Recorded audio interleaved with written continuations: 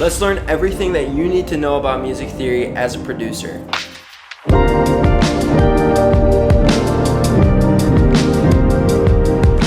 I've been producing music and teaching music theory for nearly 10 years, and in this video I want to give you the essentials that you need to get started. This isn't a complete overview, but it's going to be enough to get you started making great sounding music. And remember, experimentation is a huge part of learning, so as I'm giving you these rules, these tips, these tricks, feel free to discard all of them and make it your own. With that being said, let's get started. Music is divided into beats, large and small, and the rhythm of a track is made up of these beats. Understanding the way that these beats are divided is essential for producing music that sounds tight and intentional. Let's create a drum groove using these different divisions. To create a blank MIDI region, I'm just going to right click on the screen, create a MIDI region. I'm going to double tap on this and open up our editor, and now I can see the grid as well as all of my different drum sounds. And by holding down command, I can actually enter in different drum beats. Let's practice layering some of different sounds.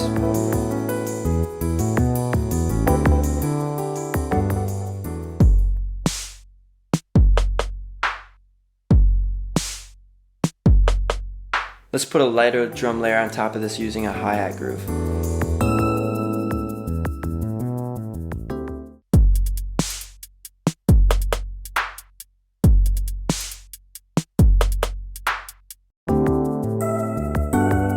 We know that there's more instruments than just the drums in any song that we like. There's also maybe some guitars, maybe some keys, some bass. These other instruments that aren't percussive make up the melodic and harmonic structure of our song. And so now we're going to move into talking about melody and harmony. This is a section where a lot of people can get lost or easily confused, but just stick with me. I'm gonna do my best to make this as concise and simple as possible. So if I pull up some musical typing, you can see we have a little piano roll down here. This is a nice visual because all of music is played out in the notes that you can see right here. Specifically, they fall into what's called a scale. One of the main scales in music, a major scale, is comprised of 7 notes. Also, all of these notes correspond to letters from the alphabet, going from A to G and then starting over. In this video, the scale we're gonna learn is the C major scale. And most people would agree that this scale is the easiest in music because it uses only the white notes. So as I play each one of these, we're gonna start on a C,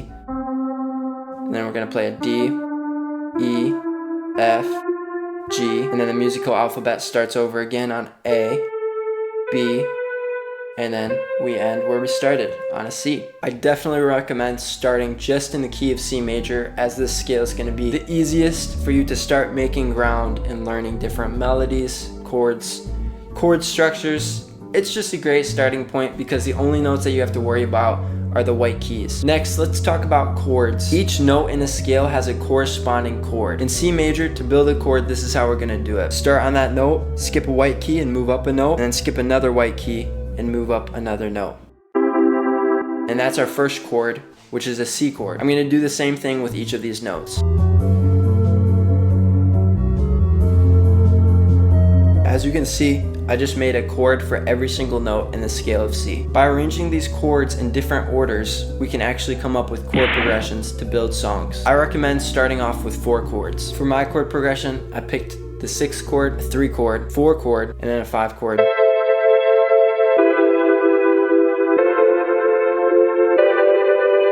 It doesn't sound bad, but sometimes these basic chords can feel kind of boring. Let's see if while keeping the same bass note, we can arrange it so that these chords have a slightly different sound.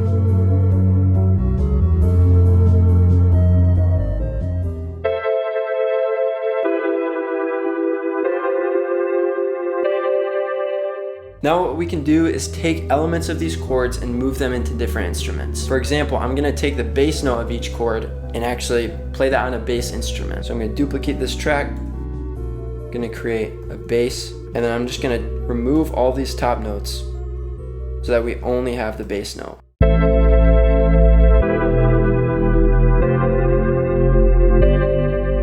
Let's do this one more time. Maybe with a piano. And this time, I'm gonna take the middle note of each chord.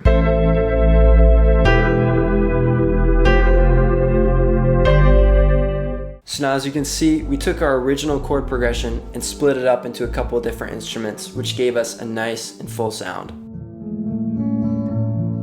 Melody is similar to chords in that it's going to use notes from our C scale, except it tends to sit a little bit higher up and have some more movement. To come up with a melody, I recommend singing or humming something in your head. I'm actually going to hum the melody I'm thinking into my microphone and we'll record it.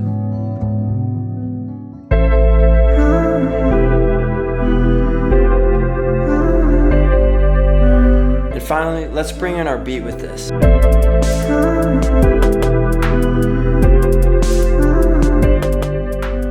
Please leave me comments below for any other videos that you'd like to see from my channel. I have a ton of other videos producing beats, making songs, so make sure to check those out. Have a great week. We'll see you on the next one. Peace.